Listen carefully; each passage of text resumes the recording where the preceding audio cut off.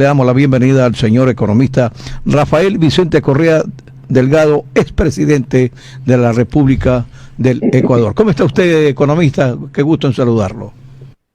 Muy bien, un poco cansado. Acá empecé entrevista de las 5:30 de la mañana, hora de México.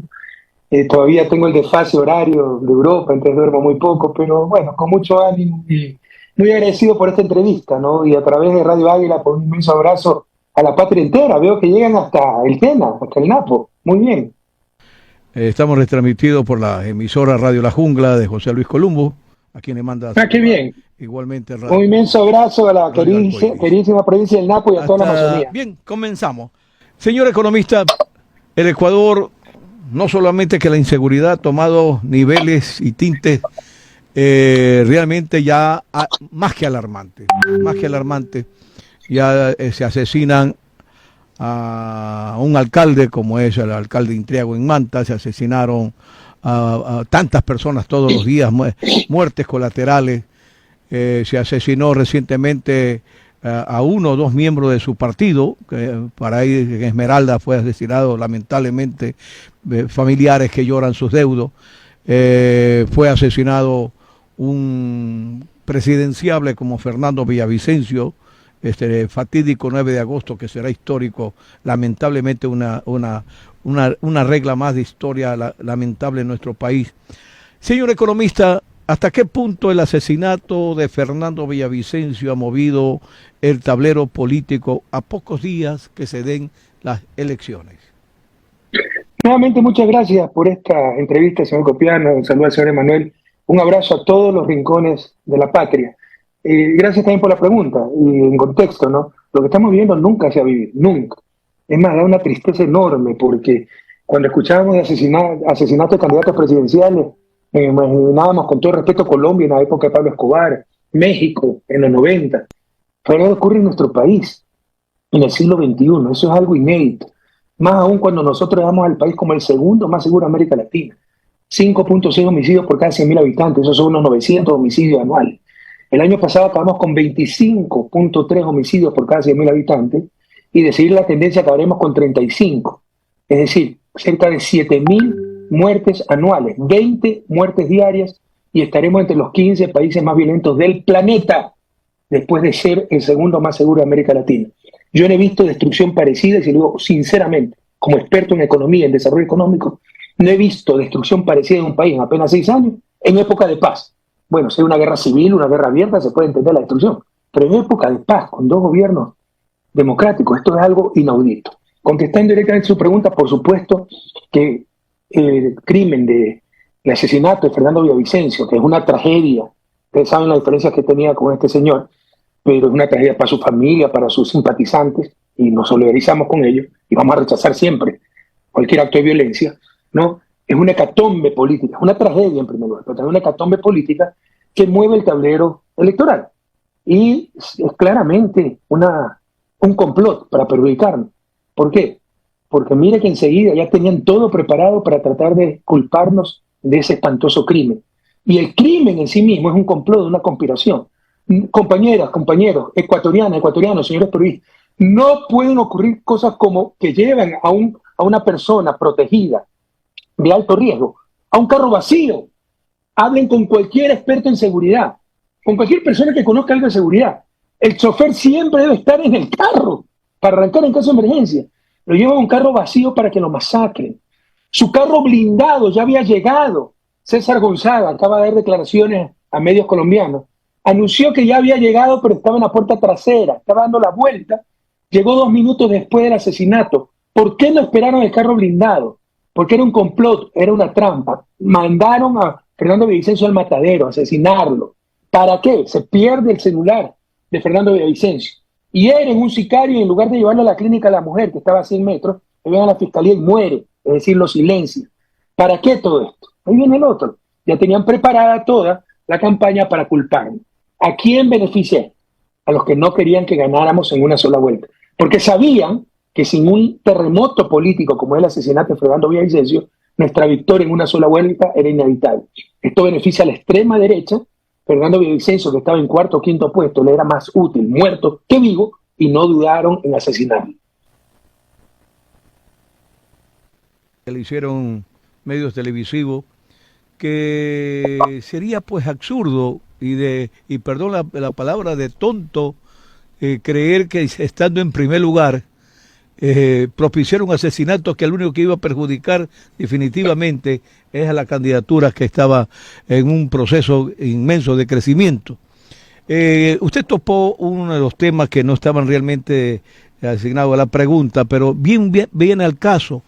El señor presidente de la República actual no solamente tiene que responderle a los ecuatorianos por todas las muertes, tanto de el alcalde de Manta como los demás muertos, todos son lamentables, las extorsiones en el país, sino específicamente esta muerte de este candidato Fernando Villavicencio, que para todos es conocido que era muy apegado pues al gobierno, por lo menos defendió mucho al gobierno de Guillermo Lasso, y se lo dejó a una indefensión realmente lamentable. Lo que conocemos de seguridad, usted sabe que yo conozco mucho de seguridad, mi trabajo principal ha sido eso, y ver... Ah, no conocía, señor Copiano, ¿cómo así? ¿Sabe cuál era su trabajo?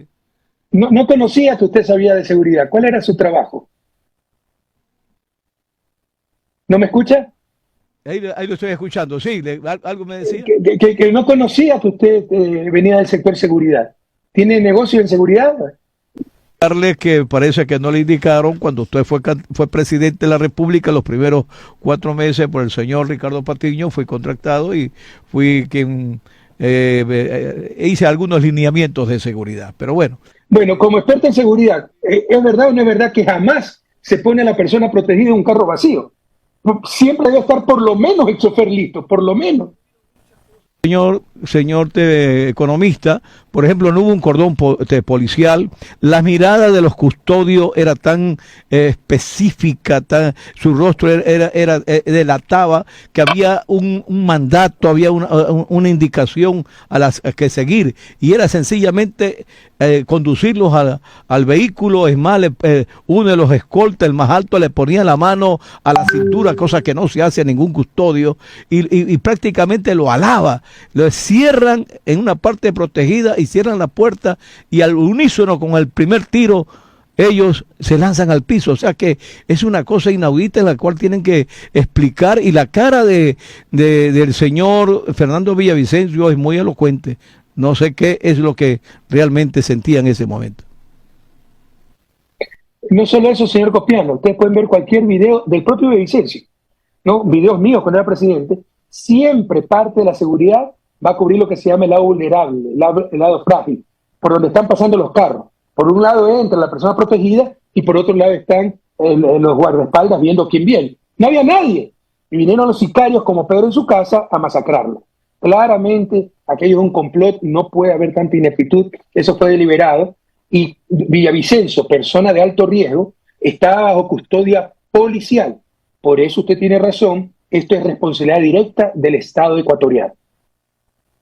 Hay declaraciones de parte de la viuda del señor Fernando Villavicencio y otra de parte de la hermana y el tío de Fernando. Las dos son totalmente diferentes. La una, la señora inculpa directamente al correísmo, y la segunda dice que, como en todos los acontecimientos, con todo lo que ha podido observar la hermana y el tío de Fernando Villavicencio, que esto es un crimen de Estado, que por lo menos lo regalaron, como decimos en algo de seguridad, lo expusieron a una muerte prácticamente que era segura, ya que él tenía 95% de peligrosidad, de intención de atacar su persona.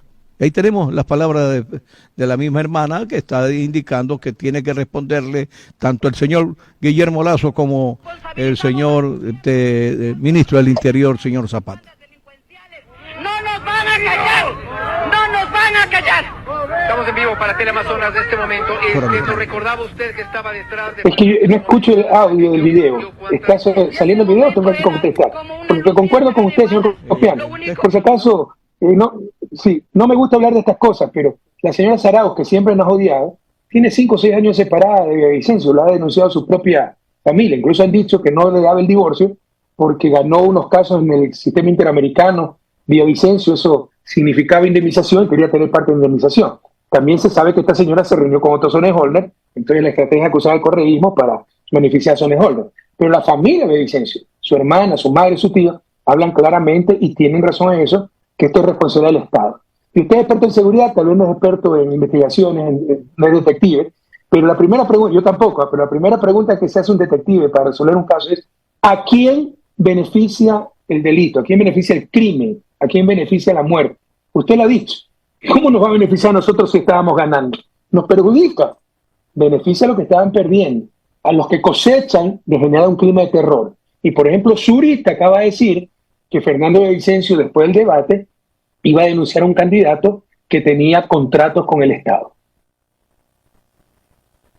Economista, usted recordará que allá por el año 1978 asesinaron al economista Don Yo no nací en esa época, señor Copiano. Como resultado, un voto pésame a su hija Cecilia Calderón, que la convirtió en triunfadora en los comicios electorales subsiguientes. ¿Usted cree que esto puede pasar con el movimiento Ruptura, Construye 25 y sus candidatos? Bueno, en primer lugar quiero decirle que en el año 1978 yo no nacía todavía, ¿no? Me contaron. Segundo que, es bromeo, ¿no? Yo nací en el 63. Segundo que Calderón Muñoz había sido candidato, pero ya había pasado la primera vuelta. Como la ganó Roldós, recuerde que la dictadura militar no quería hacer la segunda vuelta. Demoró casi un año la segunda vuelta, ¿ya? Porque sabían que iba a ganar Roldós. Y en ese periodo de tiempo es que asesinan a Calderón Muñoz, el economista, no Calderón, sí, el economista Calderón Muñoz. En todo caso, se genera un sentimiento de empatía, simpatía que hace que gane el FRA, me acuerdo, Frente Radical Alfarista, las elecciones legislativas. Sin duda lo mismo va a pasar. Incluso si Fernando Villavicencio no era asesinado, sino que murió en un accidente de tránsito, por la natural simpatía que despierta una tragedia con las víctimas de esa tragedia, le hubieran dado el apoyo y hubieran quitado apoyo a aquellos que eran sus adversarios o rivales, en este caso nosotros. Pero aquí fue deliberado. Lo asesinan precisamente para lograr eso, quitarnos votos a nosotros. Pero obviamente esto va a dar mayor apoyo al binomio de las listas 25, que en este caso va a ser encabezado por el socio de Vicencio, este periodista Zuripo. Recientemente, el domingo pasado, tuvimos un debate con los 7 candidatos, los 6 candidatos y una candidata a la presidencia de la República. Una silla vacía que estaba sin nombre. Y si esto se le puede llamar debate, porque realmente este era un formato por demás enredado, por decirlo menos, con una falta de respeto hacia el futuro presidente o presidenta de este país. Digo irrespeto porque yo no creo que un presentador de noticias, con el mayor respeto de los señores presentadores, pueden darse el lujo, primero, en los tiempos tan ridículos de poner 45 o 46 segundos, no recuerdo. ¿Cómo puede alguien contestar o dar a conocer los lineamientos de su plan de operatividad en la presidencia si no tiene el tiempo? Segundo, esta interrupción permanente, que para mí es una falta de respeto, es un criterio muy personal. ¿Qué opinión le merece esto, señor economista Rafael Correa Delgado? Señor Copiano, se está volviendo mi ídolo, que coincido totalmente. Para graficar lo que acaba de decir, primero, eso fue un desastre, ¿no? Y preocupa, porque si no puede organizar un debate presidencial, ¿cómo organizarán las elecciones? Y dijeron que habían contratado hasta asesoría internacional, aquí al pájaro loco, con los 3 chiflados, porque eso era una barbaridad. Pero usted tiene toda razón, hasta una falta de respeto para los participantes y para el futuro presidente. Para graficar eso, imagínense si Lasso se lanzaba a la reelección. Nos gusta o no el presidente constitucional de la República del Ecuador. ¿Se imagina Lasso en el debate que lo está interrumpiendo una Gisela Bayona y que su respuesta no me gusta, que no puede criticar, que tiene que decir el cómo? O sea, es una falta de respeto total. Los moderadores tienen que limitarse a que se cumplan las reglas del debate. ¿Quién evalúa la calidad de la respuesta? ¿Nos gusta, no nos gusta? ¿Fue correcta, incorrecta? El público, los ciudadanos, no los moderadores. Y hasta chistoso, ¿no? Después, para creerse superiores, pues dan declaraciones, dice la Bayona, no presentaron planes integrales, los comentaristas, los planes integrales de seguridad. ¿Y cómo presenta un plan integral de seguridad en 45 segundos y siendo interrumpido? Esas son unas barbaridades. Yo creo que ese debate sirvió de muy poco. Tal vez sirvió para saber por qué uno se tiene que votar, 1, 2 o 3 candidatos por ahí. Pero es una falta de respeto para los candidatos y para el pueblo ecuatoriano. Recientemente escuché en las redes sociales y vi también, escuché una entrevista suya en la que usted proponía, dígame si esto es rumor o es verdad, un gobierno de coalición, y de ser cierto esto, que rompe realmente con la trayectoria de independencia de su partido, ¿cuáles son las razones para ver o hacer esta propuesta, señor economista? Yo hablé de un gobierno de unidad nacional, porque estamos en una crisis, y yo diría sin precedentes. Esto es lo que logra la maduración de las naciones, ¿no? Las grandes crisis. Mire que Europa, ¿no?, empieza a unirse después de esa tragedia, ese desangre de la Segunda Guerra Mundial y también de la Primera Guerra Mundial.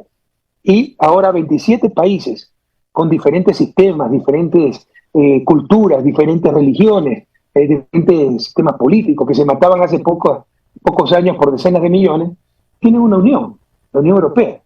Esa voluntad nace de esas tragedias. Mire los pactos de la Moncloa en España, después de 40 años de una dictadura criminal como la de Franco. El propio Chile, donde saben que no deben pasar ciertos extremos para no poder volver a caer en una dictadura tan sangrienta como la dictadura de 17 años de Pinochet. Entonces, las grandes crisis generan grandes oportunidades, maduran a las sociedades, nos hacen avances civilizatorios incluso, y obviamente lograr avances democráticos. Y un avance democrático es poder lograr mínimos elementales que no se pueden lograr en el país. O sea, ¿quién puede negar que el nuestro fue un buen gobierno? Pero por odio a Correa, para ver si yo tengo espacio, hay que destruir todo. Y hoy lloramos lágrimas de sangre por haber destruido todo. Ojalá esta crisis nos lleve a consensos mínimos, que el próximo gobierno sea un gobierno de unidad nacional, al menos hasta el 2025, donde un poco ya normalizada la situación, controlada la inseguridad, reactivada en algo la economía, recuperar la institucionalidad del Estado, y ahí sí todos puedan participar con sus líneas ideológicas en una campaña tradicional y el pueblo elija en el 2025. Pero yo sí creo que el próximo gobierno, ojalá, logremos que sea de unidad nacional. Segunda vuelta, según sus expresiones, señor economista. No lo entendí, perdón. ¿Usted cree que habrá segunda vuelta de acuerdo a lo que está Bueno, nosotros íbamos a ganar una sola vuelta. Yo soy muy sincero y objetivo, no me engaño. Siempre nos preparamos para 2 vueltas. Yo siempre hablaba de, tenemos 39%, que era un promedio de encuestas. Nuestras encuestas no daban el 44%, entonces hay que esforzarse para que la gente siga trabajando. Encuestadores adversarios nosotros, le dijeron amigos, ¿no? Solo falta una hecatombe política para evitar que la Revolución Ciudadana gane una sola vuelta. Y puso un ejemplo muy chistoso. Solo falta algo así como que si Luis azota a su propia madre en la Plaza de la Independencia o en la Plaza del Centenario. Bueno, esa hecatombe política fue el asesinato de Fernando Villavicencio. Para saber los culpables, como en cualquier investigación, ¿a quién beneficia el crimen? ¿Beneficia el correísmo?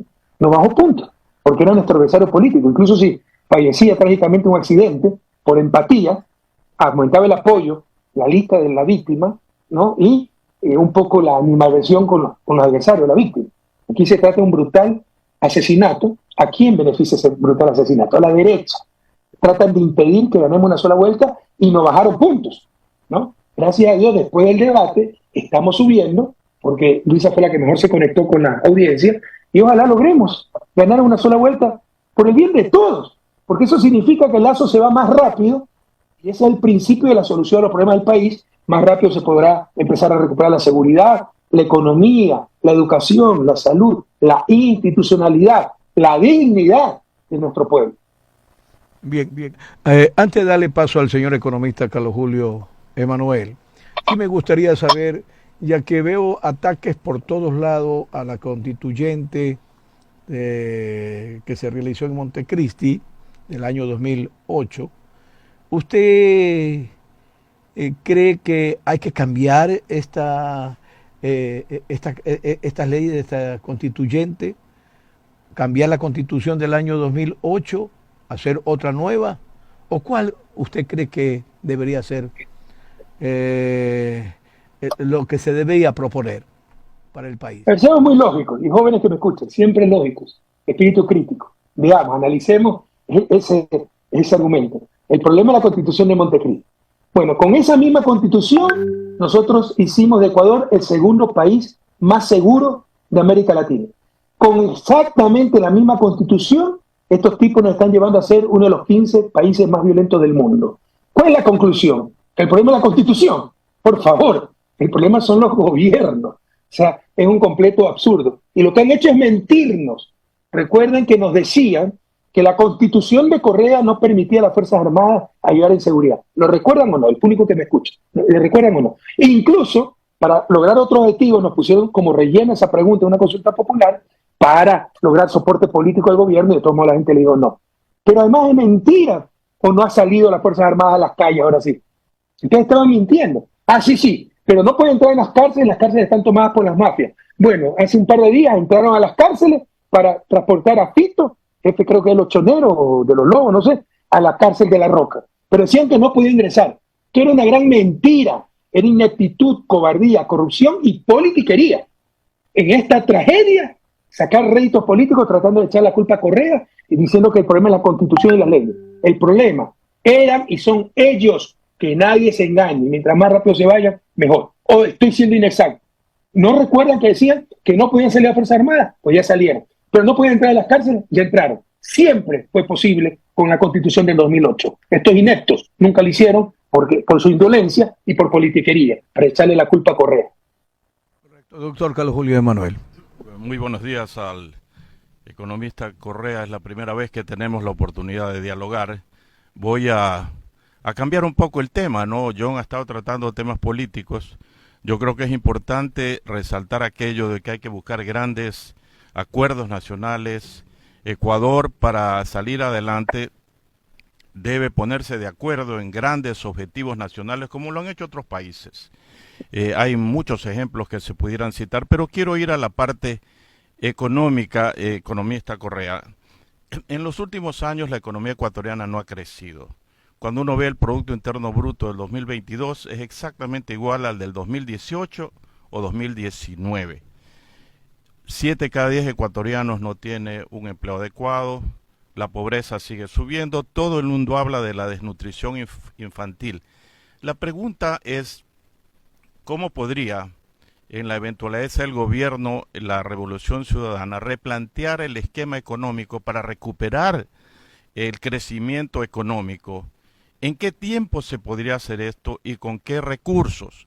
Como ya hemos comentado aquí esta mañana, el lugar propicio para hacer este tipo de planteamientos debió ser el debate del domingo, que debido pues a su pésimo formato, a su pésima estructura, no le permitió a los candidatos en 3, 4, 5 minutos decir, este es mi plan de gobierno, esto es lo que yo quiero hacer.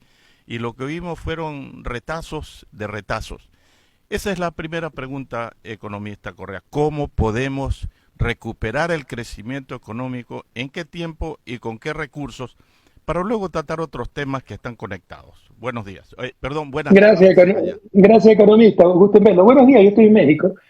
Les cuento una anécdota muy chistosa. A mí me pasan una ficha para las entrevistas y se han equivocado con su nombre. Han puesto José, ni sé cuánto, y Manuel. Y ya le iba a preguntar si era algo para economista Manuel, porque era igualito. Resulta que ha sido el economista Manuel. Qué gusto verlo. Miren, pero no se trata de eso. La situación también es crítica. Esta gente duplicó la deuda externa. Conmigo dijeron que había dejado endeudar el país, es falso. Yo tomé una deuda pública de 13.000 millones, creo que quedó en 38.000 millones. No recuerdo exactamente las cifras, pero el aumento neto fueron unos 27.000 millones de dólares, pero con 100.000 millones de inversión pública. Usted es economista.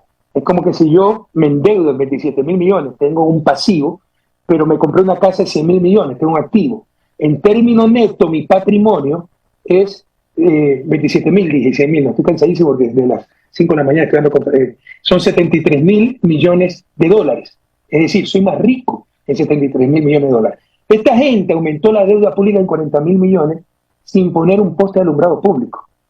El país se quedó endeudado y la plata afuera, porque no controlaron la fuga de capitales. Entonces la situación es muy grave y parte de la solución viene de aliviar el servicio de deuda, una renegociación fuerte, dura, como la que nosotros hicimos en el 2008, para liberar recursos para la reactivación de la economía. Y existe otra gran oportunidad, los recursos inmovilizados en Suiza, de una reserva monetaria claramente sobredimensionada, con gran parte de recursos públicos y gran parte de recursos fruto de la deuda externa, ¿no? Hay que hacer las reformas legales, convirtieron el Banco Central en alcancía, ya no en banco, ya no captar recursos para prestar, sino captar recursos para guardarlo y mandarlo a Suiza. Esa plata debe trabajar para el pueblo ecuatoriano. Creo que sin ningún problema se pueden traer unos 1.500 millones de dólares a la economía. Es una fuerte inyección para reactivar rápidamente la economía. ¿Qué nos ha traído la situación gravísima que usted ha dicho? No recuperamos los niveles precrisis del tamaño de la economía. Somos el único país de Latinoamérica que no ha recuperado los niveles precrisis. Y eso es por la pésima política económica, las políticas neoliberales, de austericidio fiscal, no al gasto fiscal, y no se reactiva la economía. Usted no es un neoliberal, Emanuel, economista Emanuel. Usted es neo-keynesiano, me parece. Así que sabe la importancia de la política económica, política activa para la reactivación de la economía. No le escucho, economista. No le escucho el audio. ¿Tengo volumen o no? ¿Sí me escucha ahorita? Ahorita sí le escucho. Ya. Efectivamente, yo concuerdo que en momentos difíciles Ecuador tiene que buscar recursos de donde pueda para comenzar la reactivación. El tema de la utilización inteligente de la reserva monetaria, yo creo que es uno de esos aspectos que tiene que ponerse en consideración. Pero el tema del poco crecimiento económico que hemos comentado me lleva a la siguiente temática. Yo decía, ¿con qué recursos recuperar la economía? Y es que definitivamente una persona sin trabajo, una empresa que no tiene ventas, una economía que no crece, no puede pagar sus deudas. A mí no me preocupa mucho el tema del coeficiente de la deuda con respecto al Producto Interno Bruto, porque hay países, y usted conoce, como Japón, que tienen deudas por encima del 200% del PIB, y las pagan porque están contratados en términos que son adecuados, que se pueden pagar. En la actualidad, ¿qué ocurre con el Ecuador? Ecuador tiene que prestar dinero para pagar la deuda pública. Sabemos lo que estamos viendo, las cifras, que en el 2025 Ecuador tendrá que pagar más o menos 10.000 billones de dólares en servicio de la deuda. La deuda se convierte en una bola de nieve cuando usted tiene que prestar plata para pagar la deuda. Es un círculo vicioso del cual no va a poder salir. Yo estoy convencido que Ecuador no va a poder pagar la deuda en el año 2025. Y si se ha podido pagar actualmente, en los últimos años, ya lo dije, es prestando dinero, lo cual es un suicidio viendo las cosas a futuro. La pregunta es, conociendo como usted conoce un poco cuáles son los criterios a nivel internacional del manejo de la deuda, ¿existe ambiente actualmente en el mundo para buscar un verdadero alivio de las deudas? Ecuador necesita un alivio de las deudas. Ecuador necesita que el mundo piense como pensó, por ejemplo, me viene a la mente el Acuerdo de Londres de 1953, cuando los países acreedores le condonaron el 62,5% de la deuda a Alemania, y además le dijeron, vea, y el resto de la deuda páguemela usted en función del crecimiento económico, páguemela en función del crecimiento de las exportaciones. Yo recuerdo que Alemania pagó el año siguiente a esa reestructuración el 4% de las exportaciones. ¿Cómo no podríamos nosotros pagar eso? 4% así al ojo serían 1.300 millones de dólares, comparado con 10.000 que hay que pagar. Entonces, la pregunta es, ¿qué hacer en este tema? Ya pensando a nivel global. Usted conoce, hay pues esa doctrina Speche del internacionalista argentino, que ha sido aceptada en Brasil, en Argentina, en el Perú, me refiero a los parlamentos, que lo que busca es que los gobiernos, una vez que las asambleas acepten este criterio, instruyan a su misión en Naciones Unidas que se plantee una consulta a la Corte Internacional de la Haya para que la deuda también sea susceptible de un criterio jurídico, por ejemplo, sobre la licitud o no de que los acreedores puedan elevar unilateralmente los intereses en perjuicio de los países deudores. ¿Hay ambiente para eso? ¿Existe esa posibilidad? Porque yo no creo que a Ecuador le convenga caer en una moratoria, en un default. Sería terrible. Uno más de los que hemos tenido a través de nuestra historia. Esa es la pregunta. Bueno, larga pregunta, economista, y permítame comentar algunas cosas con todo respeto. Una precisión muy importante. Japón tiene cerca de 200% coeficiente de deuda PIB de los países más endeudados del mundo. Bélgica tiene más del 100%, algo similar a Estados Unidos, pero es básicamente deuda interna, no deuda externa. Ellos se financian con su sector interno, sector privado, que tiene capacidad de financiamiento. Los países en vía de desarrollo, los países latinoamericanos, sus sectores privados no tienen capacidad de financiamiento. De hecho, la deuda interna ecuatoriana, mal llamada deuda pública, porque viene del propio sector público, ¿no es verdad? Es, por ejemplo, con la seguridad social, etcétera, ¿no? Entonces, esa es una gran diferencia. ¿Por qué? Porque si usted tiene deuda interna y paga esa deuda interna, la plata queda dentro del país y sigue trabajando.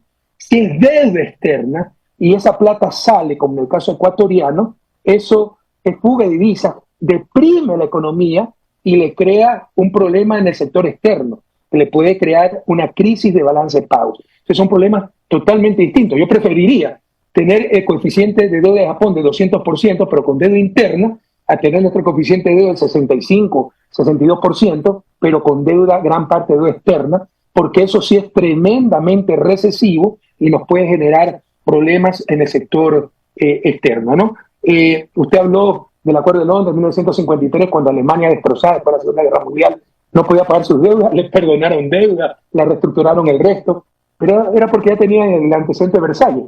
Alemania no fue derrotada en la Primera Guerra Mundial y le pusieron unas condiciones criminales, y lo que hizo es propiciar el nacimiento del nazismo de Hitler, a tal punto, ¿no?, que cuando Hitler pues llega a París, a los franceses le hace firmar el armisticio en el propio vagón donde tuvo que firmar el armisticio Alemania, ¿no? Ese era el rencor que tenían los alemanes frente a las condiciones draconianas que había impuesto el Tratado de Versalles sin haber sido derrotada en la Primera Guerra Mundial. Entonces, para no tener otra Alemania resentida, una nueva Alemania resentida, es que le dan, hacen los acuerdos de Londres en 1953 y le perdonan las deudas, lo cual es algo normal.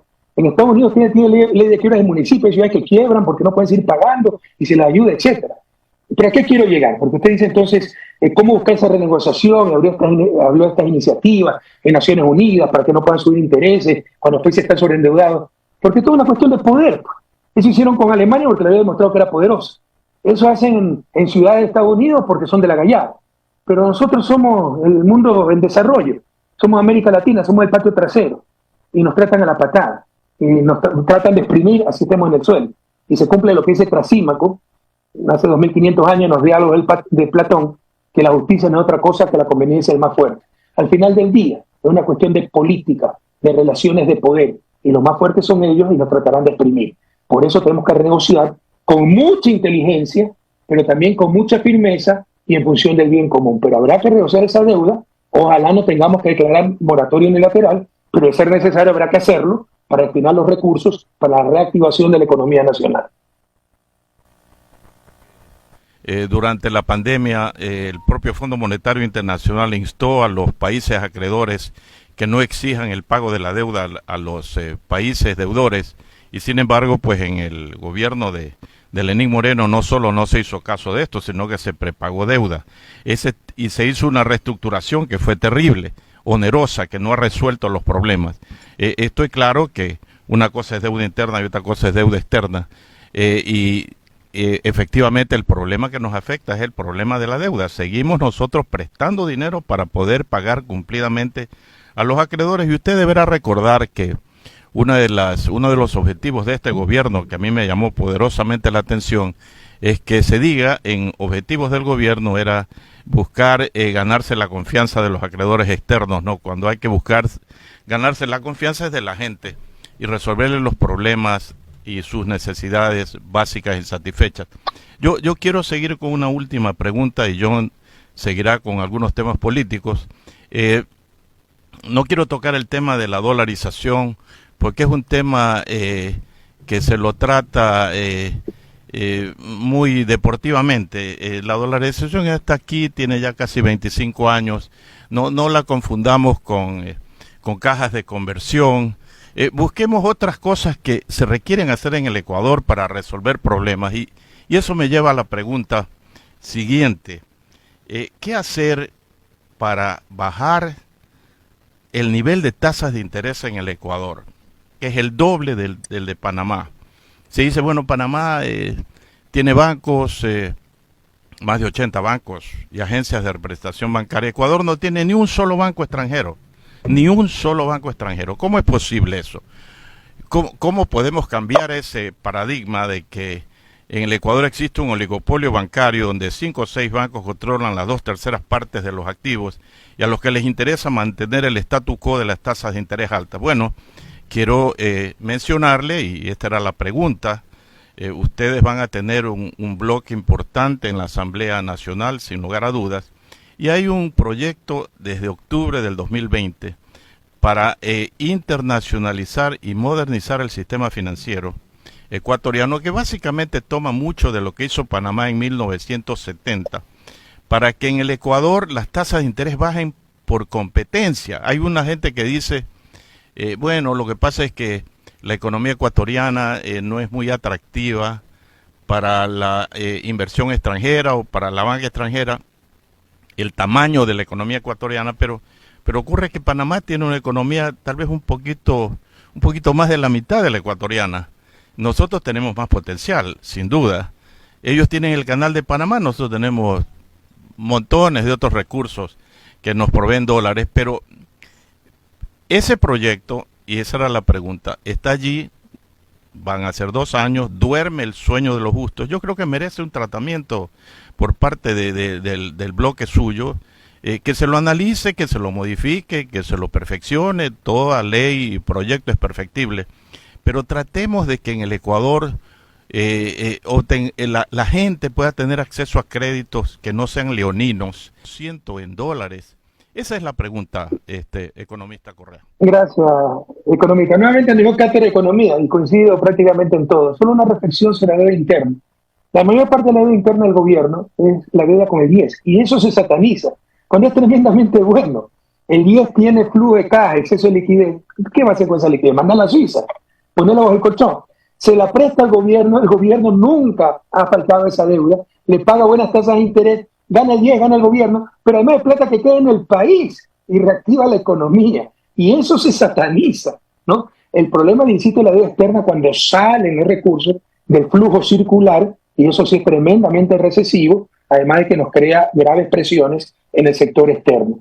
Mire, uno de los argumentos para la organización es que bajaran las tasas de interés a nivel internacional. Nunca lo hicieron. La respuesta usted la ha dado.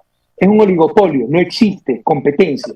No solo eso, en la penuria económica que nos encontramos, ¿no? Con una economía de igual tamaño que antes de la pandemia, los bancos están están rompiendo récord, me corrijo, no es duplicación, me confundí, están rompiendo récord en utilidades, récord.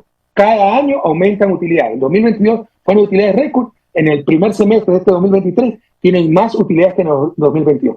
¿Cómo puede ser eso? Si la actividad financiera debe ser un reflejo de la actividad real. Ellos son intermediarios financieros. Lo que generan riqueza no son los banqueros, son los industriales, los agricultores, los ganaderos, la producción real. Eso se mueve, una ficción que se llama moneda, y gracias a eso ellos generan la intermediación, coordinan entre aquellos que necesitan moneda para empezar financiamiento, para empezar nuevas actividades o cualquier otra cosa, y aquellos que generan capacidad de financiamiento que se convierte en moneda, ¿no? Porque han tenido excedentes en sus actividades. Pero ellos lo que deben ganar es por esa intermediación, y lo que hacen es tener márgenes excesivos que extraen riqueza del sector privado, que es el verdadero generador de riqueza, y hacen quebrar o impiden que crezca adecuadamente ese sector privado.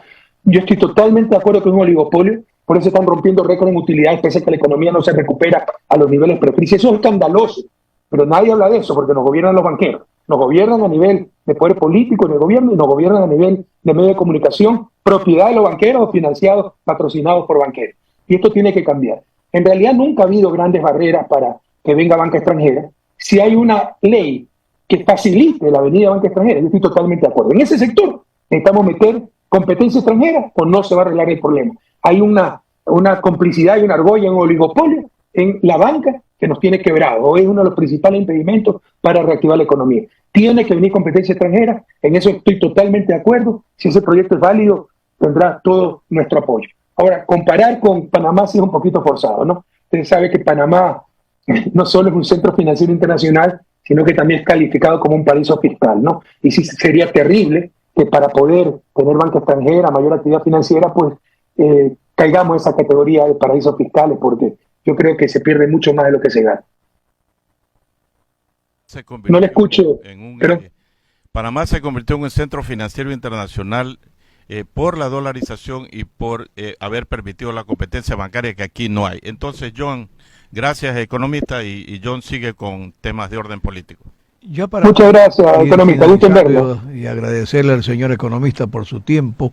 Me gustaría solamente una pregunta y el resto dejarlo, pues que él, a todos nuestros oyentes y televidentes que están sintonizados en los diferentes medios que están retransmitiendo, como Radio La Jungla y Radio Arcoíris de la Amazonía y los medios de comunicación de Radio Programas del Ecuador. Este caso de este juicio que llevaba el señor Jorge Glass Espinel, en contra del señor Jorge Glass Espinel por el caso Odebrecht, en Brasil hay sentencias favorables. ¿Qué lectura se le puede dar a esto? Esta lectura favorable realmente demuestra que lo que había en el Ecuador fue una persecución política, caso forjado, o cuál realmente es la lectura de este procedimiento donde la justicia brasilera ha anulado prácticamente la sentencia, siendo favorable totalmente para Jorge Glass en este caso. Caso forjado, pero déjeme completar un poco la idea anterior y el comentario del economista Manuel, porque alguien conoce la industria panameña. La base de la economía panameña es básicamente el canal, un ingreso de dólares no sujeto a competitividad. Por eso, para ellos fue más fácil tener dólares, aunque nacieron con el dólar, ¿no? Porque fue una creación de los gringos. Panamá era parte de Colombia antes, pero querían construir el canal y generaron la independencia de Panamá. Entonces sí, se ha convertido en un centro financiero internacional, pero nada más. Industria panameña que no tiene, agricultura panameña no tiene. Pero no necesariamente es el modelo a seguir Panamá. Quería que terminara con esa reflexión. A ver, lo que usted dice, lo estamos destrozando a nivel internacional. Se le derrumbó el caso de Brecht. Acaba de declarar la justicia brasileña, que seguramente también es correísta, que las pruebas fueron forjadas, manipuladas, dirigidas para perseguir políticamente. Incluso el testimonio del corrupto confeso de Concienzado Santos, que era el representante de Brecht en Ecuador, y que ni siquiera fue acusado por la justicia ecuatoriana. Mira el tongo que armaron. ¿Para qué? Para acusar a Jorge Glass, robarle la vicepresidencia, y metieron 5 años, 4 meses preso a un hombre que ahora se demuestra que siempre fue inocente. Pero además, así empezó la destrucción del país. Porque imagine por un instante que Jorge Glass hubiese continuado en la vicepresidencia. Jamás hubiera ocurrido lo que hicieron con el país. Ella habría estado Jorge Glass defendiendo a la ciudadanía, defendiendo a la patria, defendiendo a lo público. Entonces era un estorbo y tenían que sacarlo. Hoy se demuestra que todo fue nulo y ya solo se trata de un trámite a nivel nacional para nulificar todo. ¿Por qué? Nulificar todo, porque el caso ecuatoriano se basó en las pruebas brasileñas, en las pruebas del caso Lavallato. Esas pruebas, pueblo ecuatoriano, acaban de ser declaradas nulas por manipuladas, forjadas, dirigidas, y el testimonio de Concienzado Santos, que también está acusado en Brasil, fue con el permiso de la Procuraduría de la Fiscalía de Brasil. No conozco los términos exactos técnicos, jurídicos. Bueno, ese permiso también ha sido revocado, eliminado, cosa que el testimonio no es válido, y con eso se invalida totalmente el caso de Brecht en lo que atañe a Jorge Glass. Se demuestra que siempre fue inocente, pero le robaron la vicepresidencia y lo metieron 5 años, 4 meses preso a hombre inocente. Y quiero decirle que esto también, en gran medida, derrumba el caso Soborno, porque Concienzado Santos también dio testimonio en el caso Soborno, e incluso se refería a su testimonio en el caso de Brecht, y hoy todo es nulo. El tiempo nos da la razón, ¿no? Lo estamos destrozando a nivel internacional, pronto lo destrozaremos jurídicamente a nivel nacional, pero ¿cuánto daño han hecho? ¿Cuánta destrucción han generado? ¿Cuánto dolor humano? ¿Cuánta gente perseguida tantos años? El ejemplo más simbólico, pero no el único, Jorge Glass. 5 años, 4 meses preso, un hombre inocente. Muchísimas gracias, señor economista Rafael Correa Vicente de Correa Delgado. Es un placer siempre saludarlo a la distancia. Cuídese y esperamos a ver qué es lo que sucede en el país. Muchísimas gracias, amables oyentes, y volvemos con un nuevo invitado.